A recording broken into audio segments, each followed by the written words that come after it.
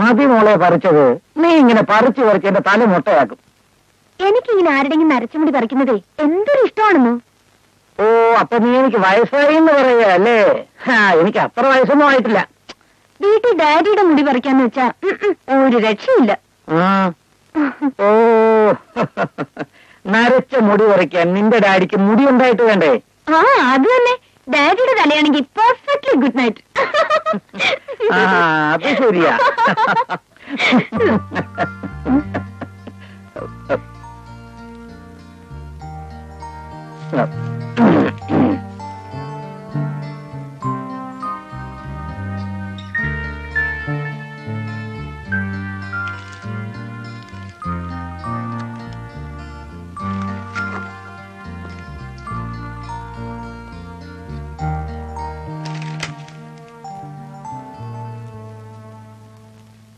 പത്മാവതി, എന്താ മഞ്ജു നല്ല മിടുക്കിയല്ലേ? എന്താ ഇങ്ങനെ തോന്നാൻ? അല്ല, അവളെ നമ്മുടെ രവിയെ കൊണ്ട് വിവാഹം കഴിപ്പിച്ചാലോ? അവനിങ്ങനെ പറഞ്ഞു? ഇല്ലില്ല, അവളെ കണ്ടപ്പോ എനിക്കങ്ങനെ തോന്നി. എനിക്കങ്ങനെ തോന്നിയിട്ടില്ല. അവൻ വിവാഹം കഴിച്ചുകൊണ്ട് വരുന്ന പെണ്ണിനെ ഫാഷൻ പീരീഡിന് അയക്കാൻ വല്ല ഉദ്ദേശമുണ്ടോ? ഇല്ലല്ലോ. അടക്കോ ഒതുക്കോ ഒരു പെണ്ണിനെയാണ് ഇവിടെ ആവശ്യം. ഇങ്ങനെയുള്ള പെൺകുട്ടികൾ അവരുടെ സ്വന്തം കാര്യങ്ങൾ മാത്രമേ നോക്കുകയുള്ളൂ. യൂസ്ലെസ്.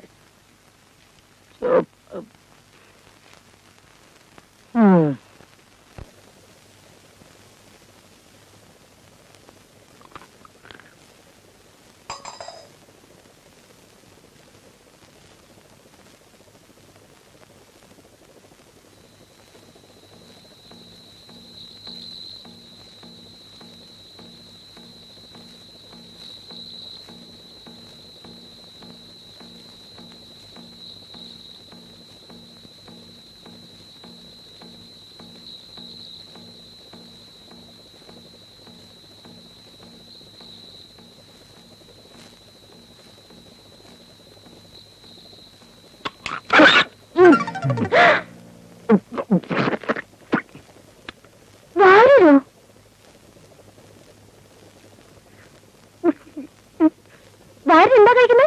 ചിക്കനോ? താൻ ആള് കൊള്ളാമല്ലോ.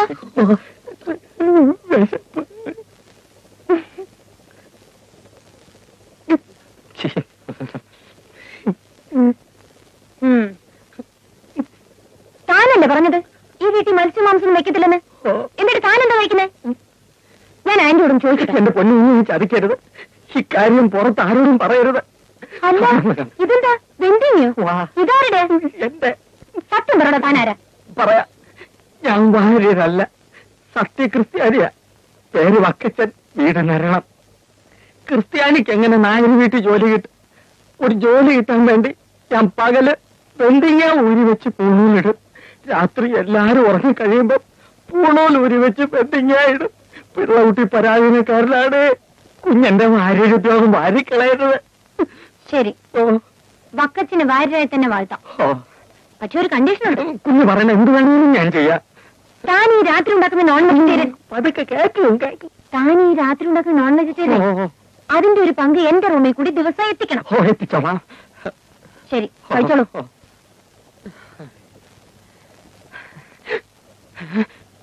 കുഞ്ഞെ, എന്താടോ? എന്റെ ചിക്കൻ എന്തെങ്കിലും കൊച്ചമ്മ അറിയരുതേ. ഇല്ല.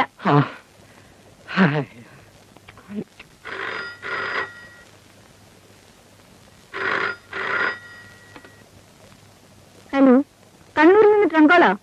കണക്ട് ചെയ്യൂ. ഹലോ, ആരാ? ആ ചേട്ടനാണോ? എന്താ ജയദേവന്റെ വിവാഹോ? ഈ 15 ഫിക്സ് ചെയ്തിരുന്നോ? Very good. ഇല്ല, അദ്ദേഹത്തിന് എനിക്ക് വരാൻ പറ്റുമെന്ന് തോന്നുന്നില്ല. അദ്ദേഹത്തിന് സുഖമില്ലായിരിക്കല്ലേ? പിള്ളേരെല്ലാരും വരുന്നുണ്ട്. തലേ ദിവസം തന്നെ അയക്കാം. എന്താ? ഇവിടെ എല്ലാവർക്കും സുഖം തന്നെ. എന്നാ വെക്കട്ടെ. ശരി. കണ്ണൂരിന്ന് ചേട്ടനാ.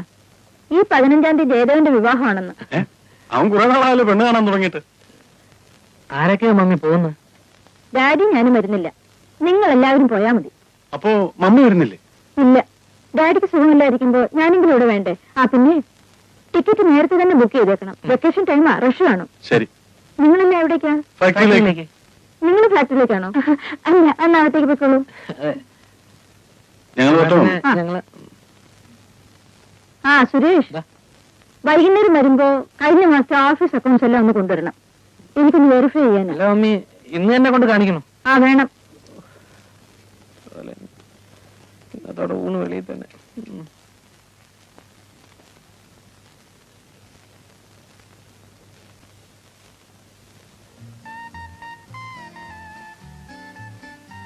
May I come in, sir? Yes, come in. Manju, Sridevi ഇവിടെ ഇല്ല, അപ്പുറത്താണ്. ഞാൻ ചേട്ടനെ കാണാൻ വന്നതാ. ഞാനൊരു കാര്യം പറഞ്ഞാ അത് സ്തുതിഗീതമായി ചേട്ടന് തോന്നരുത്. ഇല്ല, ഈ വീട്ടിൽ ചേട്ടനൊഴിച്ച് ബാക്കി എല്ലാവരും ഫൂൾസ് ആണ്. അത് കറക്റ്റ്. ആ ചേട്ടാ, നാളത്തെ ദിവസം എന്താണെന്നറിയോ? April 1st, അതായത് വിഡ്ഢികളുടെ ദിവസം. എല്ലാവരും ഫൂളാക്കാൻ വേണ്ടി ഞാനൊരു സൂത്രം ഒപ്പിക്കുന്നുണ്ട്.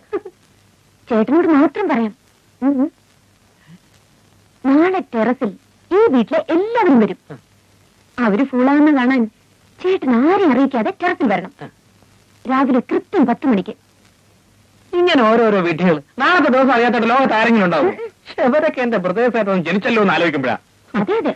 അപ്പൊ ഞാൻ പറഞ്ഞ പോലെ നാളെ കൃത്യം 10 മണിക്ക്. ഓക്കെ, 10 മണിക്ക്. നാളെ രാവിലെ 10 മണിക്ക്. ഇവനൊക്കെ അനുഭവിക്കുന്ന എനിക്കൊന്ന് കാണണം. പിന്നെ അപ്പോ എല്ലാരും വരുമോ? ഉം. അവരെല്ലാരും ഫുൾസ് ആവുന്ന എനിക്കൊന്ന് കാണണം. പക്ഷെ മഞ്ജു, മമ്മി അറിഞ്ഞാൽ? അതിന് ആന്റി നാളെ ഓഫീസിൽ പോകും. അടുത്ത് റിലീസ് ചെയ്യാനുള്ള 2-3 പടങ്ങളുടെ സെൻസറിങ്ങിന് പോകണമെന്നാ പറഞ്ഞത്. അപ്പൊ രാജേട്ട, നാളെ രാവിലെ കൃത്യം 10 മണിക്ക്. ഓക്കെ?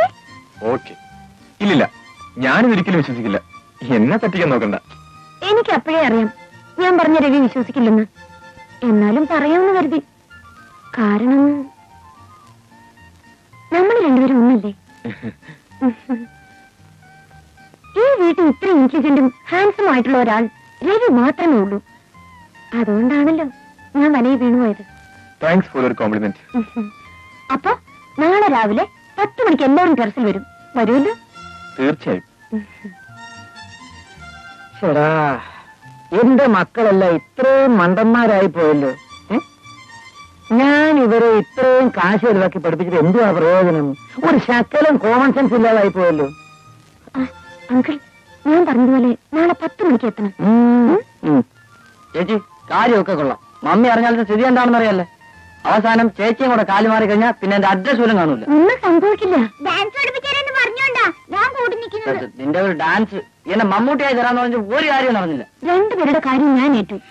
പക്ഷെ നാളത്തെ കാര്യം ഒരു കുഞ്ഞു പോലെ അറിഞ്ഞു പോരുത്.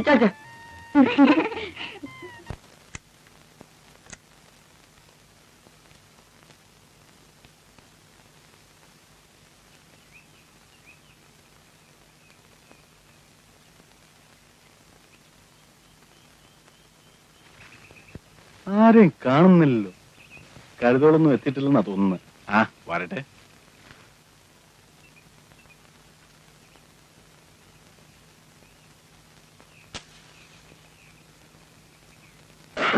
ഡാഡി, നീയായിരുന്നു?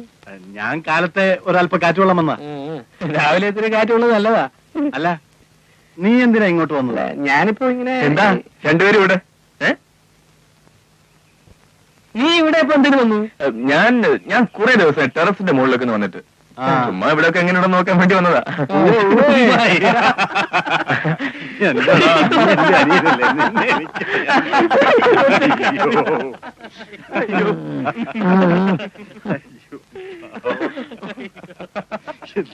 എന്താണ് പതിവില്ലാതെ നമ്മുടെ വീട്ടിലൊരു ചിരിയും കളിയും ഒക്കെ?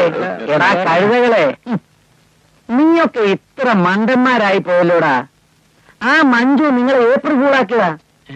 അയ്യോ ഡാഡി, മഞ്ജു എന്നോട് പറഞ്ഞതാ നിങ്ങളെയൊക്കെ ഏപ്രിൽ ഫൂളാക്കാൻ ടെറസിൽ വരുത്തുന്നു. എന്നോടും പറഞ്ഞതാ. അയ്യോ ഡാഡി, എന്റെ അടുത്തും പറഞ്ഞു. ഓഹോ, അവള് നമ്മളെല്ലാം ഫൂളാക്കിയതാണെന്നാ തോന്നുന്നത്.